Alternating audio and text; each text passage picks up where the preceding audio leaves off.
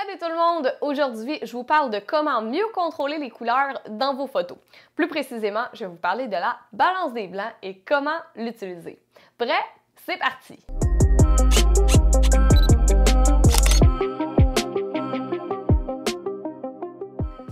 Salut les passionnés de photos! Je m'appelle Joanie Terrien et je suis photographe. Ma mission, c'est de vous permettre de faire des photos qui vous rendent fiers. En passant, si c'est votre première fois sur ma chaîne YouTube, n'hésitez pas à vous abonner pour être sûr de rien manquer des prochaines vidéos. Et évidemment, si vous aimez la vidéo d'aujourd'hui et si ça vous aide, n'hésitez pas à la partager et à me laisser un petit pouce. Maintenant, on va parler de la balance des blancs. Dans un de mes Facebook Live, Jannick m'avait demandé comment faire la balance des blancs manuellement. Il y a plusieurs personnes à ce moment-là qui m'ont dit que la balance des blancs manuelle, c'était un petit peu compliqué. Si vous faites partie de ces gens-là, j'ai quelques trucs et astuces pour vous. Si je peux faire un résumé de la balance des blancs, c'est comme la question de Jannick particulièrement par rapport à la balance des blancs manuelle. C'est pas obligatoire, ok? Je tiens à dire, vous n'êtes pas obligé de faire ça. La balance des blancs manuelle, ça va vraiment servir dans des situations où ce que justement, des situations un peu plus exceptionnelles. Dans le sens que, je sais pas, moi, justement en studio, tu sais, vous avez un éclairage particulier, vous voulez quelque chose de vraiment sur la coche.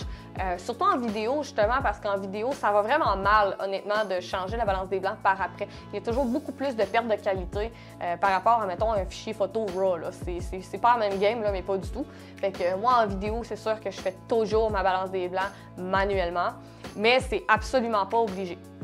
Si tu es dans des situations de la vie de tous les jours, généralement, et je dis bien généralement, si dans la scène où ce que tu trouves, la température de lumière est pas mal toute la même, tu peux quand même t'en sortir avec le mode de balance des blancs automatique. Honnêtement, la balance des blancs automatique, ça fait quand même en masse la job.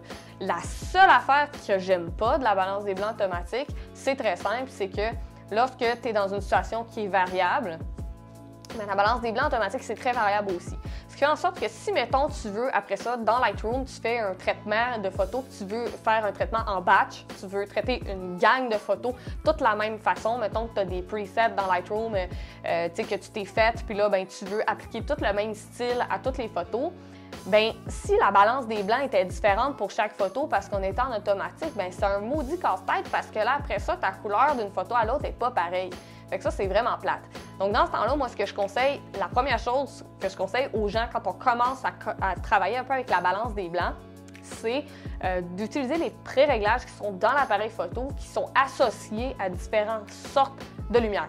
Je te donne un exemple. Mettons que tu es dans la maison le soir, puis que c'est éclairé avec des lampes, puis tu vois, l'éclairage est quand même un petit peu plus jaune. Donc, un éclairage de lumière ordinaire, on va dire. À ce moment-là, on va utiliser le pré-réglage de balance des blancs au tungstène, qui est illustré par une petite ampoule. Donc ça, on va utiliser ça pour ces situations-là. Mettons que, je sais pas, moi, tu es dans ta cuisine, supposons, puis que dans ta cuisine, c'est éclairé au néon, ben pas au néon, on appelle ça fluorescent, pardon, faut pas que je mélange les deux. Si tu es éclairé au fluorescent, à ce moment-là, il existe des pré-réglages pour les fluorescents. Donc ça va être une espèce de petit rectangle avec des petites lignes là autour. Là. Fait que un néon qui brille, on va dire. Fait que ça va être à utiliser pour, mettons, si tu es un peu plus dans les situations où la lumière va être au fluorescent. Après ça, ben, dehors, tu utilises le petit mode de soleil ou nuage si c'est nuageux et la petite maison avec les coches à côté pour quand c'est à l'ombre. Parce que, oui, la lumière, ça change de couleur. Donc, peu importe, tu sais, souvent, dans les différentes situations, tu sais, ce qu'il faut savoir, c'est que le soleil, il y a une couleur, mais les lumières à l'intérieur de la maison, ça n'a pas la même couleur. Les flashs de ciseaux, ça n'a pas la même couleur. Fait que c'est tout le temps ça, un peu, le jeu de la balance des blancs. C'est que nous, notre cerveau, il s'adapte à la couleur des choses. Si je dis ma souris d'ordinateur est blanche, je le sais qu'elle est blanche dans ma tête et mon cerveau va toujours me la montrer comme si elle était blanche parce que notre cerveau s'ajuste. Mais l'appareil photo, lui, il n'a pas cette intelligence-là, il ne sait pas. Donc, si on lui dit pas dans quelle situation on se trouve par rapport à la couleur de la lumière, bien, il peut, en mode automatique, faire une très bonne job, comme il peut se planter, mais solide. Donc, c'est l'intérêt de la balance des blancs. C'est vraiment que, justement, chaque source lumineuse a un peu sa propre couleur, sa température, parce qu'on mesure ça en degrés, figurez-vous ça. Mais voilà, j'embarquerai pas dans tous les détails, mais grosso modo, chaque source de lumière a un peu sa couleur. Et si on ne dit pas à l'appareil photo dans quelle situation on se trouve, lui, il ne fera pas la traduction automatiquement comme notre cerveau. Donc, des fois, on peut se ramasser avec des photos super jaunes ou super bleues, on ne sait pas trop pourquoi. C'est à cause de la balance des blancs. Donc, grosso modo, c'est ça. Et voilà, si on est dans des situations-là qui sont plus communes, que l'appareil connaît, qu'il y a déjà des presets dedans qui existent pour les conquérir, ces situations-là, bien là, on est correct. Mais si on est dans des situations qui sont variables, des situations plus extrêmes, plus exceptionnelles, comme justement en immobilier, comme en studio où est-ce qu'on a des couleurs de lumière particulières ou qu'on a besoin de précision au niveau de la couleur, là, faire pas la mise au point, mais la balance des blancs manuellement, ça va être vraiment un bon outil pour s'assurer justement qu'on soit le plus proche possible de la réalité. Donc, c'était un petit peu mon topo sur la balance des blancs. Bref, la balance des blancs manuels, c'est pas du tout obligatoire.